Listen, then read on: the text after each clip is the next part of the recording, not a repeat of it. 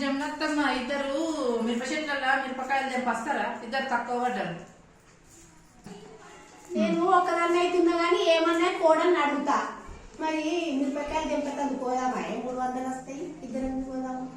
300, 300, 600 వస్తాయి. ఇంచుకనే ఎట్లయితే ఇంటినే ఉంటారా? ఏం చేస్తామ్మా, నాకు మిరపకాయలు అయితే తెంపనికి రాదు. నేను రానత్తమ్మా. ఏంది అట్టిట్లో పోయి తెంపిన 300, 300, 600 వస్తాయి. ఏదైనా కావాలా ఖర్చుకు? ఇగో ఇద్దరు వస్తామంటారు కదా అత్తమ్మ. ఎడ్ల బండి వస్తుంది. ఎడ్ల బండి మీద మరి రెడీ గారి తొందరగా ఎడ్ల బండి మీద పోవాలి. అత్తమ్మ నేనైతే ఎడ్ల బండి మీద రాను, కారు అయితేనే నేను వస్తా. పొలం పడిపోతే కాగలరా? ఎడ్ల బండి మీద పోతే ఎంత మంచిగా అనిపిస్తుంది. పోదాంపా, మంచిగా ఆడతా పడతా. అత్తమ్మ నేను కారు అయితేనే వస్తా, లేకపోతే నేను రాను.